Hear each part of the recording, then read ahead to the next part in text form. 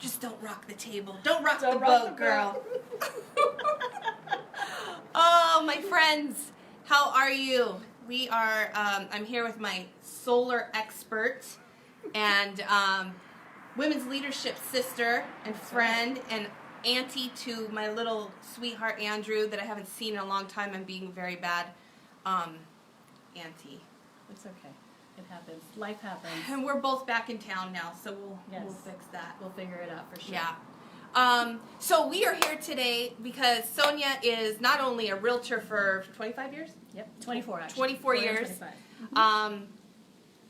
Was that in Northern California or here? California and actually 14 years here. Okay. So we've been in the business a year or two or 10 or 15. And she also is a solar expert. So I posted something earlier because I wanted to come on here. There's so much questions about, hey, can you guys hear us first of all? Just to make sure, I did half of a video last week with Tina Lim and 30 minutes of it you couldn't hear our voice, which I wasn't aware of. So if you guys can hear us, just say yes, you can hear us real quick. Appreciate that. Yes, Can no, you hear us? maybe Can you hear me so. now? Can you hear me now? I'm like, how come nobody ever said anything for 30 minutes? And then Eric Tarno comes on, he's like, hey, I can't hear ya.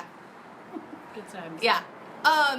So there's so many questions around Brian Carter. Can you hear us? Yes, no, maybe so.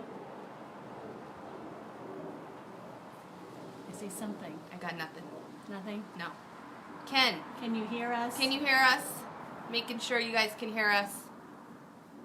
Okay, Jackie, thank you so All right. much. Thank you. All right, so obviously we live in the desert. Obviously, you know, solar it's huge now these days. Yep.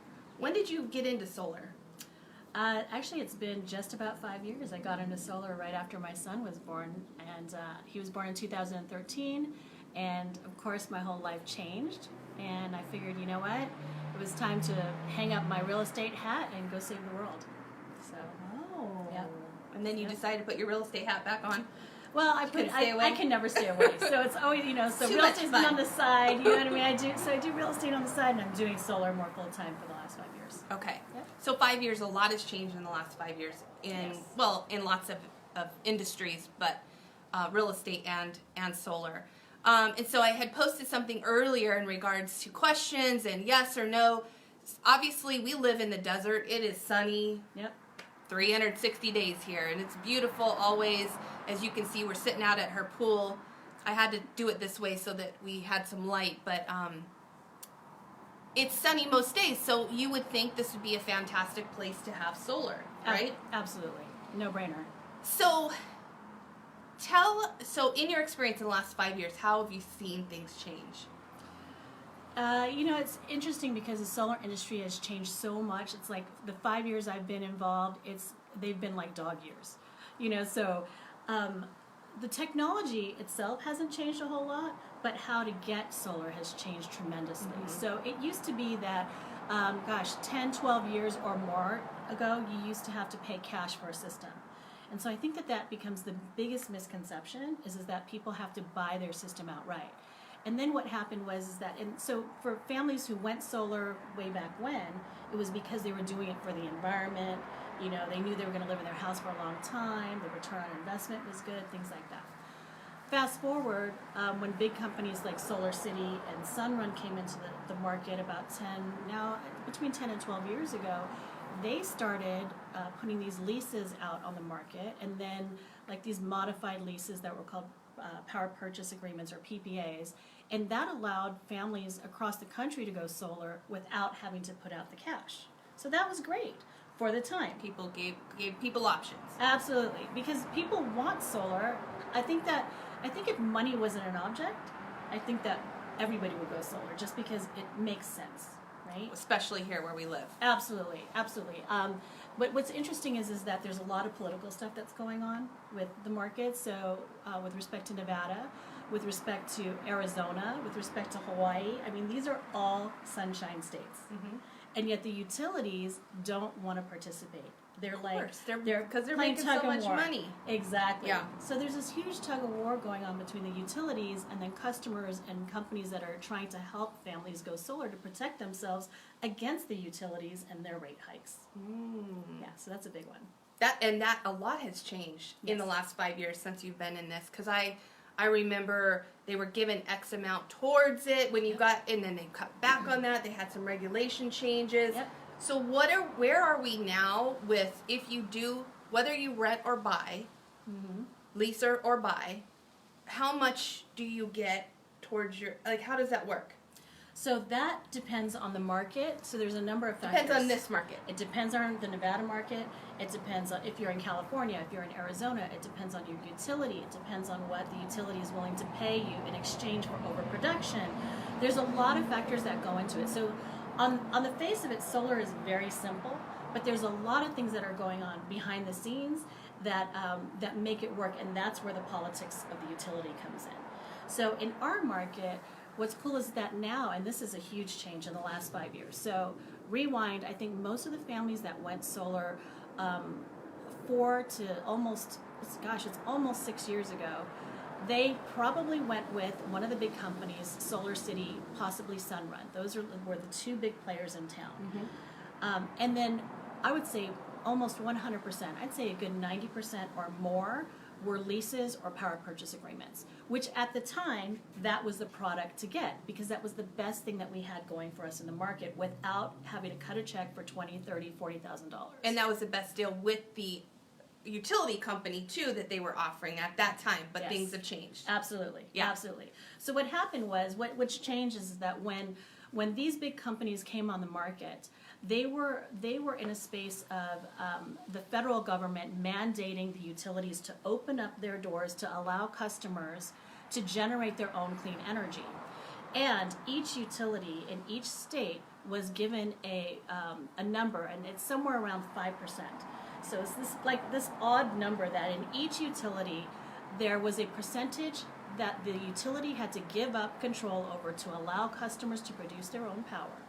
And so in our state, in Nevada, it was 5%.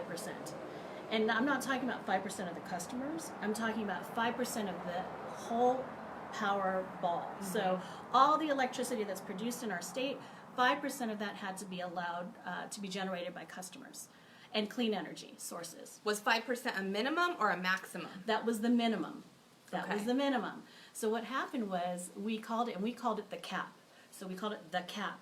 So in, I believe it was October of 2000, and let me go back, I think it was 2015.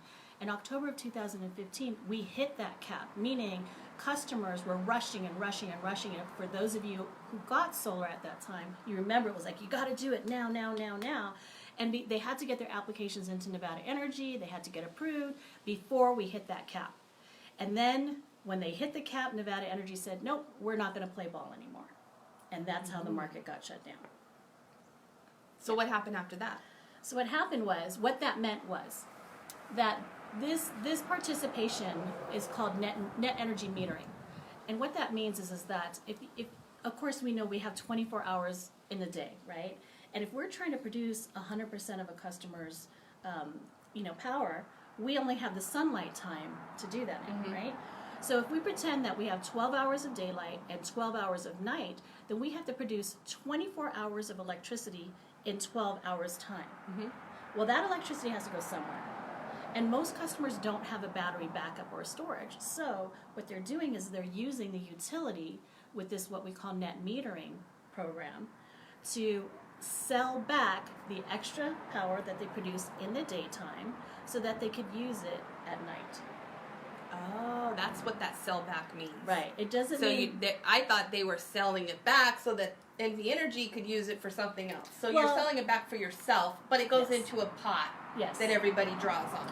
So technically, so what happens is that during the solar process, at the very end, and this is where Nevada Energy has got the most control, is they have to put this meter on the house.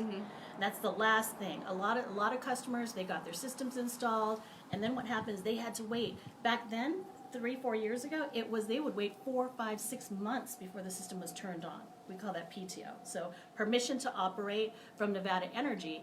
And when that happened, Nevada Energy would come out, they would put this new meter on, and that meter is called a net energy meter, and it goes two directions.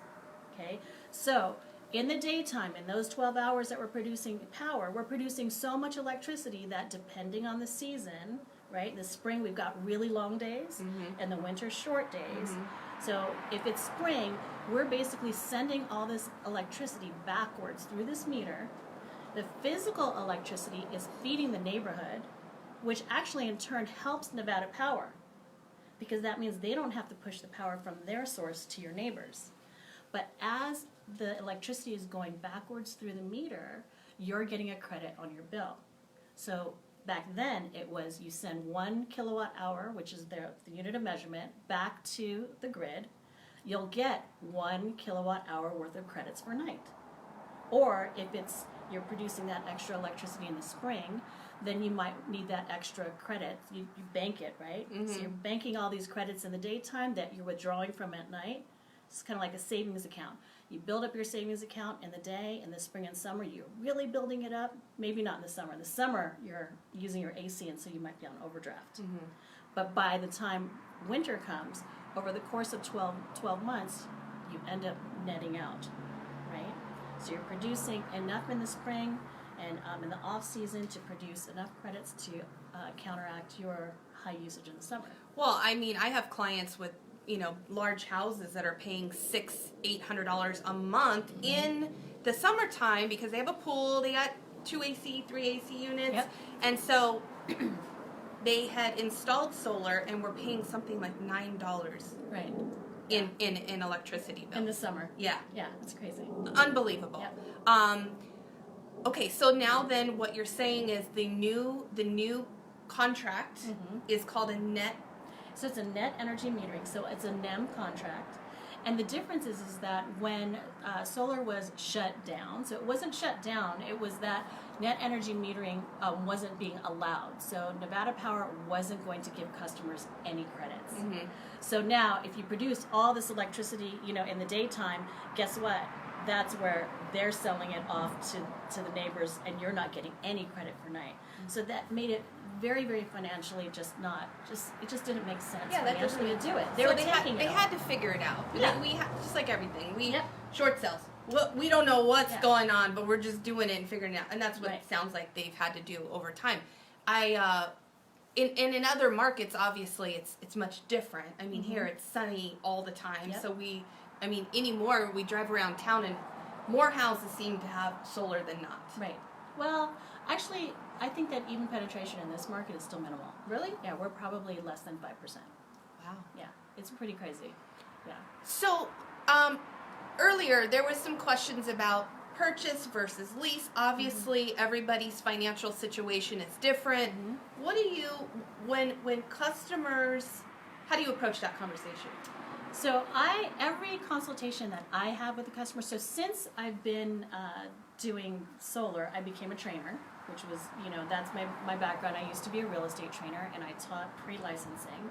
And part of the reason that I had gone into being an instructor was because at the time I moved to Vegas, we were on this big, huge boom, and, of course, we had all those neg-am loans. We had 1% negative am loans, and it was just destroying our real estate market. And I got scared. I was like, you know what? I need to do something. I want to be part of the solution. So I became an instructor, and I started teaching pre-licensing. So the same thing with solar. What's interesting is that I feel like a similar thing is happening in the solar industry where there's all this miscommunication and misinformation and all this yuckiness that's going on out there. And so I became a trainer so that I could do more community outreach. I do meetups. I do lunch and learns for real estate offices because everybody has an opinion. They have this, they heard so-and-so had this horrible experience. Oh my God, don't do it. You're never going to be able to transfer it. All these just horrible things. And so it's scaring more people than helping. And so now when I go in and I work with a customer, My approach has always been the same as with real estate. You know, when we're talking with a client for the first time in real estate, I think one of the main questions is you know, what is your goal? What do you want with this next home? Do you have kids? How old are your kids? Have you looked at the school districts? How long do you plan on living in this home? Is this going to be your forever home? Yeah. So a lot of those questions are the exact same questions that I would ask any one of my solar clients because it's the same thing. So are solar leases bad? No. It's just a different product that meets the needs of a certain clientele. Are power purchase agreements bad? No. You know, is purchasing and not breaking even a bad thing? No. Are you going to get the benefit out of it? Yes. There's a benefit to any solar product that you get, and I think that everybody gets caught up on the money and the return on investment. And the reality is that I don't think there's anybody anywhere thinking that they're going to go back to candles. I don't know. My dad still has a flip phone. If he could do candles, he would do candles. Well, okay, maybe, how about horse and buggy? Yeah, you know what mine I mean? is It's my like, dad. Yeah, right, except for your dad. But you know, the thing is that we need electricity, and electricity is in our budget, and we always pay for it. Yeah. We're always going to pay for electricity, so it's a no-brainer. At the end of the day, families are going to buy electricity from somewhere. We have to. Yes. I mean, we can't, in the summertime, our clients cannot live in their houses without, like, it's a danger to be living in the desert without air conditioning. Right. So Absolutely. that, we have to do it. I mean, Yes. if some markets you might not have to have it, but yeah, that's a good point. Or like buying a car, your return on investment. Yeah, Really? are you going to enjoy your car? Yeah. I mean, here's the thing. One thing I can tell you, no matter what product, so depending on what a client wants or what their goals are. So I'll give you an example. I just signed up a client 2 days ago, 88 years old. His wife is 84 years old. He is a retired accountant. I gave him all the options. He first came to me and he was a referral and he wanted to purchase a system. But after penciling it out and figuring out what the tax credits were and all that, it wasn't going to work. He wasn't going to be able to take advantage of the tax credits. So I told him to marinate. I gave him a lease option. If I he's gave an him accountant, purchase. he I gave needed him to cash. marinate. Absolutely. He needed to had go his through spreadsheet, all that. I was like, carry the one, you know, all that stuff for sure. Woo! Oh, yeah. I gave him all the information, and it took him, you know, a week, and he got back to me, and he says, we want to do it, and I want to get the lease. And honestly, that was like one of the first leases that I've sold in I don't know, probably 10 months, you know, but for his situation, it works. It worked, yeah. Yeah. Yeah. He's retired. He's elderly, so ownership and return on investment was something on his mind. He couldn't take advantage of the tax credits. He's on a steady income, so that works because for him, it's about control. And I think that if more families understand that going solar is more about control, number one, and two, the environment, then they would understand that no matter what, even today, if they paid, you know, the same amount of same amount for a solar lease, purchase payment, loan payment. Honestly, I'm not a big fan of cash because there is a return on investment there. Sure. You know, and I'm a big fan Cash of other is people's king. money. Yes. Exactly. I'd rather invest in real estate. Yeah. So if you're looking at a lease, a PPA, or a loan, if your monthly payment is the same or a little bit less, or even if it's a loan and it's $10 more than what you're paying for in electricity now, what you're doing is you are now controlling your cost. Because Nevada Power's rates and everybody else's rates, they continue to go up like this, but when you have a lease or a monthly payment, You it's know what flat. you're paying. That's right. Yeah. Right. I love it. I love that. And so when you have a consult, you sit down and present people with all their options. Mhm. If you buy it, this is what it looks like. If you lease it, this is what Yeah. it looks like. What was the third option? Cash. So, power purchase agreement. Yeah. What Yeah. is that? So power purchase agreement is like a modified lease. And actually what's interesting, and going back to the big companies, so I no longer work with the big companies. Solar City was bought out by Tesla. I started with them. I thought they were a great company for the time. Unfortunately, when Tesla came in, a lot of things changed. Elon is not the nicest guy to work for, I guess you could say.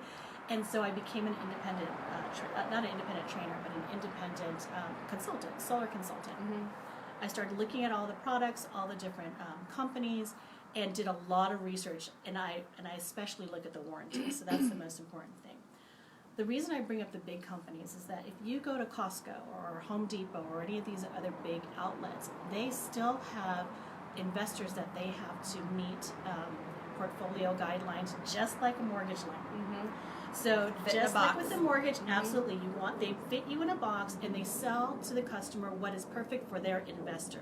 Because what they're going to do is, as soon as they bundle up a bunch of leases or power purchase agreements, they are going to sell them off, and your loan would be transferred, right? That's kind of very similar to the mortgage market. Okay, that's good to know. So with the big companies, I call them big box companies, you're more likely to end up in a lease or a power purchase agreement.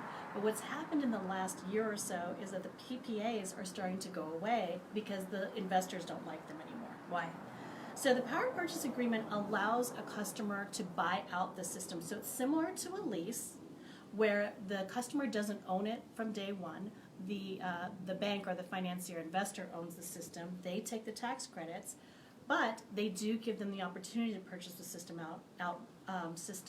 outright at a later date. So after they've made their profit, they've made their money, then they go, okay, if the customer wants to own it, then they can buy it.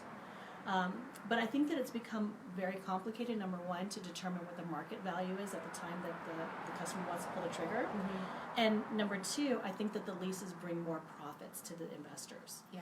So while the power purchase agreement would allow a customer to own their system over time, it's not like the monthly payments go towards the purchase. But it's, like I said, very similar to a lease, almost identical. The difference is that right around I believe it's the 6 or 7 year range, the customer can actually buy the system out at fair market value. So a lease, they can never buy it. It's just like a lease. It's just a straight lease forever until they want to get rid of it or sell the house or whatever. They don't eventually own it. Most leases are 20-year terms. Right. And I know that with the one company that I really have come to love, that with them, that if the system is sold to a new buyer, the new owner of the home can purchase the lease out. But the original lessee can never own it. So the original person who contracts and signs that lease can never own that system themselves, but the next owner can purchase it. So what happens after 20 years if they sign a 20-year contract? What happens at 20 years? You start another 20 years? You can. Or get a new system? Or you can. Yeah. Yes, exactly. You so have there's options. a lot of options. Okay. And so and that's very controversial as well. So it's interesting, but yeah. Yeah, I wonder if everybody knows that they're not leasing it and eventually own it after 20 years. Well, see, that's the controversy. Yeah.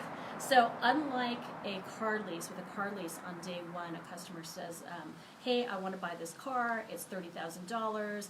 I'm going to pay $300 a month payments for 3 years. And at the end of that 3 years, they know they have to pay $14,000. Or turn it in. Or turn it in and call it a day, right? So because leasing law is very strict, with solar leases, it doesn't work that way. And because these solar companies don't know what the value of these systems are going to be over time, they cannot put a fixed dollar amount on day one. Does that make sense? Yes.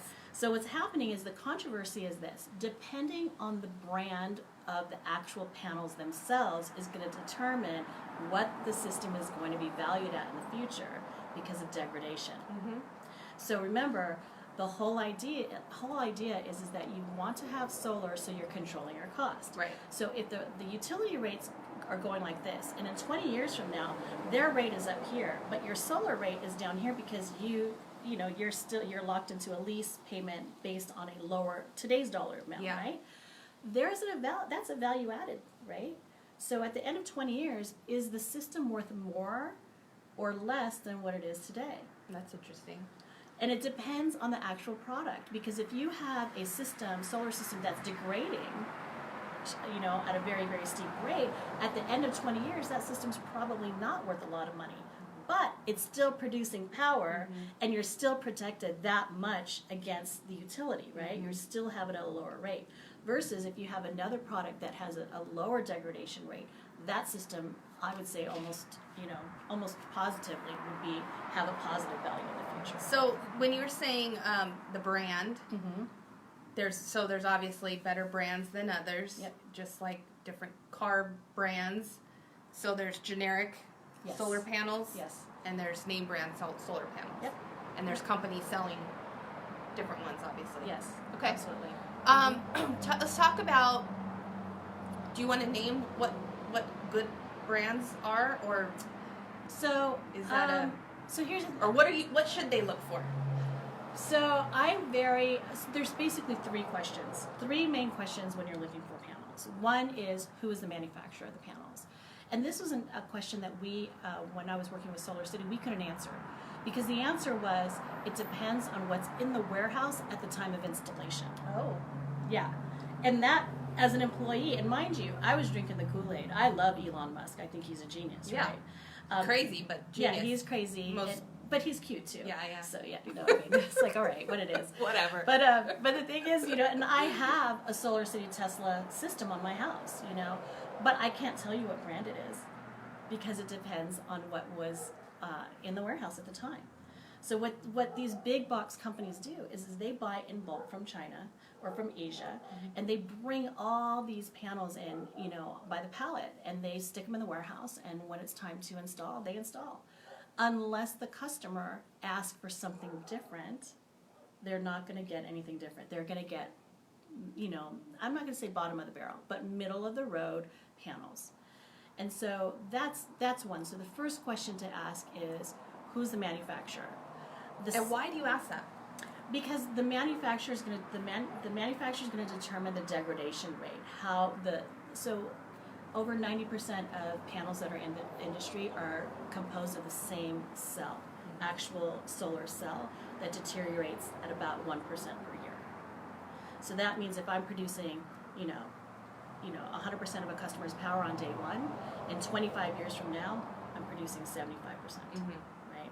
Versus the more premium companies are somewhere between 80 and 92% in 25 years. Okay. Good to know. Yeah. All right, and so manufacturer be important too, because if Solar City goes out of business and I have an issue with my manufacturer, I need to call the manufacturer for warranty stuff, not Solar City. Absolutely. Okay, that's you hit it on the nose. Another good reason. I love it. Are you sure you're not a solar girl? No, but I'm a smart girl. You're a very smart girl. Very smart girl. That is one of the issues. Okay, so the next question. What is the next question? That's the next question. Well, who's the company that's going to back the warranty? That's you, girl. You could be leading me down the right path. I am concerned about that because we have seen so many different solar companies in our market over the last 8-10 years, Yes. and then I'm like, a new one pops up. I'm like, well, I don't. And where did they go? And people ask me, my clients ask me, and I'm like, I've never heard of them. Yeah, but and it's so scary. Yeah, so that's why it's important. So Yes. so who is responsible for the warranty? Who's going to take care of me if something goes wrong? Okay, so the reason that's important is exactly what you said, and it's very unfortunate that when Nevada Energy reopened the market here, so they reopened it's almost 2 years ago now. Actually, I take it back, almost 3 years that they reopened the market. When they reopened the net energy metering market. Now, mind you, today when we give them 1 unit of electricity, instead of getting 1 unit equal exchange as a credit, we're getting we are at the 81% range. So we're at a tier. So now we are still getting credits for nighttime. It's just not 100%, but at least we have the right to get solar. So it's not a bad thing. It's just it was better before, but also people didn't have the option to finance before. Yeah. Okay. So there are some people grandfathered in, right? Yes, lots of people. Yeah. Most of the people that had it installed before were all 2015. Yes. Okay. Exactly. So this question about who is going to back up my warranty is important, and the reason is that again, going back to big box companies use what I call mix and match components. So there's 4 different major components to a solar system, and when you're using mix and match products, one, they're not 100% compatible all the time, and so there could be loss in efficiency in production, and also they can have up to 4 different warranties, and they don't necessarily match. So the panel can have a 20 or 25-year warranty, an inverter can have a 10 or 12-year warranty, and guess what? If you own that system, the inverter, which is the most expensive part of the component, if you've got a 10 or a 12-year warranty on it, and you bought your system, that's a $3,000 plus expense in 10 years that a lot of customers are not aware of. Ike. Yeah. Don't expect. They don't expect. And if they didn't know about it, because all they heard was there was a 25-year warranty on my system, while the guy was talking about the panel. Okay? or the So the production of inverters panel. only last 10 years-ish. 10 or 12, yes, depending on the brand. So now you've got this mix and match system, mix and match warranties, and then it's like, okay, well, where's the company the company is no longer here? Yeah. And what's happened in this market in the last couple of years is that all these solar companies, these mom and pop companies have popped up, and a lot of them are working from out of state, and they send sales reps here to the market, and that's what they're doing is they're just reps. They're, to be honest, a lot are not educated enough, but they are young and they're eager and they're willing to knock on doors. And they're like, hey, hi, you know what? I'm your neighborhood's solar guy, and you know what? You can save money on your electric bill. Yeah. And it sounds great, and you're like, yeah, and it is great. Yeah. But what are they selling exactly? A 20-year commitment is a long time. It is a long time. And, or 10-year. I mean, all of this stuff is important to know what you're getting into. And yes, you're saving money, but you gotta put it all together. Yes, and the reality is that the customer needs to know all the information, not just the little bit that is like, I hate to say it, like the used car salesman I agree. pitch. It's I like, agree. oh wow, look at the color of this car, it's beautiful, right? Isn't it great? How much do you want to pay a month? And Exactly. then they get you out the door, and then they don't figure it out yeah. backwards Yeah. based on what you want, right? Yeah. It's completely backwards. Yeah. So the company, so I would just caution customers to, or people who are thinking about going solar, to look at not just the reviews, but look to see if the company has boots on the ground. Meaning, do they have a local warehouse, and are their employees local? The company that I love to work with here locally, they've been in the industry. They're local they are a mom and pop company. They have excellent reviews, but they even stuck it through when Nevada Energy shut down solar. And that says a lot as far as their integrity and what they're doing. They want to do right. When Nevada Energy shut down solar in the state, this company, they went and they started selling other energy saving products to get through that time. That's good. It's really good. That was two questions. That's the Manufacturer question. and know the manufacturer, and because they're the warranty. Who's What's gonna the third? back the warranty? What's the The third third question? one is what's the production warranty going to be like? So we're talking that about the actual warranty itself. So remember earlier I was saying that if you have a mix and match system, you have different warranties. So I think it's super important to understand what the warranty looks like. And reading, in most contracts, it's Exhibit B to the contract. The first Exhibit A is the cancellation. It's funny, yeah. That's usually Funny, not all funny. everybody. Every contract. Reads. Exhibit A is that notice of cancellation. Exhibit B is usually the warranty information, and that talks about what is the warranty, what is the degradation rate, what is that going to look like, what's the production guarantee over time. There are 3 different components to the warranty on every product, every panel product, and they are the actual production guarantee, so how much electricity the system is going to produce. It is the actual product, that the product is going to work and produce electricity, and then there's workmanship, which includes shipping and labor of any replacement products. So it's important to have a consistent warranty. So if you can have a 25-year warranty, fantastic. But if a customer doesn't know that there's 3 components to it, and they're going, oh yeah, I've got a 25-year warranty. Yeah, I'm sure that is common. They're only talking about production. I almost guarantee it, production, because the production warranty, that's the money back part. That if the system doesn't produce what it says it's going to produce, then the manufacturer or the installer owes the customer money. Yeah.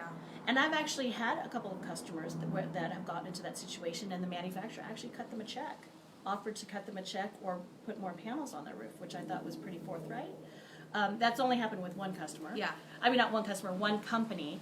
But the thing is that if you have a production guarantee over time, remember, these companies don't want to pay anybody any money, right? So if they know that their systems are degrading at 1% per year, and they know that at the end of, by the way, at the end of the first year is the biggest hit, because if you take a panel and you put it on the roof, that sun is pounding on it. So it could be a 2 to even 5% degradation in the first year. So if they know that it's going down every year, then they're going to put their production guarantee they're going to create that in accordance with that degradation rate. So the idea is that they'll never have to pay a check to a customer, right? So if they're only talking about a production guarantee of 25 years, well, what happens if the product, goes faulty in year 11? Do these companies come out every year and do an assessment, a degradation assessment, and document it, or is that part of a service? There's a third-party company There that is. does it. Yeah, there's a third-party company out of Colorado that does that type of research. Yeah, and tracks it in real life. You mean that you have to pay extra for, or that's part of the agreement, or how does that work? Or only certain companies use that? No, the thing is I think that's more for research, research purposes for the industry. But most customers have some sort of monitoring on their system. Oh, okay. So the monitoring device will monitor what the system. And if there was an issue, it would alert them in some way. I don't know if it alerts them. No. That's the thing. So that's one of the components is the monitoring of the computer. If there was anybody that was considering purchasing or leasing and had a contract that they wanted you to look at, could you kind of go through it with them and show them what you can offer? Obviously, go through both because sometimes I think, like you said, customers just read the first thing. I got a 20-year warranty, and just make sure that they understand what they're signing before they sign it, and obviously show them your options too. But I mean, guys, the reason I have her on today is because I never bring anybody on here that I don't trust and that I wouldn't introduce to my own family. Like, it's important just because you love me. I love you. And we've done some leadership training classes, coaching. It's been a lot of years. Like, I think we did women's leadership together the first time, and I remember she was up talking and rah, rah, rah, and I was like, who the hell is she? who is she? you remember at WLS? Anyway, I value her, and this is the thing. She will do the right thing, even if it's doesn't benefit her. She'll lead you down the right path. And so I don't ever bring anybody on here that's gonna lie, because I'm not down with that. It's bad karma. It's terrible. Yeah. She's just a beautiful, great person, kind, generous. I mean, she's got this little sparkle of an angel little son. When he's sleeping. Oh, he's so sweet. He's like, Mom, what did he say that time? Mom, women, he said something about women like this or that. And They like flowers. Oh, he's so sweet. Yeah. He's just so sweet. Anyway, so yeah, if you're looking at doing a solar lease, purchase, whatever, before you sign, make sure you're clear on what those warranties look like. Yep. And bring them to us. We'll go through it with you. Just be aware. I think so many times it sounds too good and people just get excited and sign, or it's too much of an effort, and that's when you get into a situation. Let's go real quick through. Did we go through all this? I'm not sure if we went through all the questions, but I did want to say to that for families who already have solar, I also offer just a service to help families understand their Nevada power bill after they go solar. Because once a customer goes solar, it's like, usually the rep is ghost. Yes. You don't see or hear from them again, right? But it's important for you to understand if your system is working. And honestly, I mean, I don't know who reads their bill to begin with, but that's a service that I provide. It's called a bill review, and hopefully, if I can show you how your system is working and show you, here's your ebb and flow, and this is what you have in stockpile savings. I love that. Then what's cool is that maybe you might recommend somebody to me, refer another customer who might want to go solar as well. Good idea. Yeah. I love that. That's why we do these, is to give value to the market. Yep. Like, let's just throw it out there, and that's a really great service. So you do that complimentary. Yep. And you'll go through all of their lease agreement and their bill to make sure everything's looking good. There's and explain and it doesn't cost anything. And I think that a lot of people, when they have solar, they're like, it's either the greatest thing, or it's really crappy, or it's like, I don't know, do I have solar? I forgot. Yeah. So I just think it's kind of important to know. I mean, your home is your most valuable asset. A lot of people are always looking at, the cheapest price, but you really get what you pay for. And so, in my opinion, it's like you don't want to put the cheapest product on your home because it's your most valuable asset. Sure. Right? Exactly. And that being said, also for real estate agents who are trying to sell or buy homes for their clients that have solar, I would absolutely love to talk to them as well, because I can help guide them through, hey, you know what? Maybe, you need to talk to this company or call this 800 number, because the transfer of a system, whether it's leased, whether it's a PPA, or if it's a purchase, if it's owned outright, or if there's a loan on it, most systems don't have liens attached to them. That is, I think, the number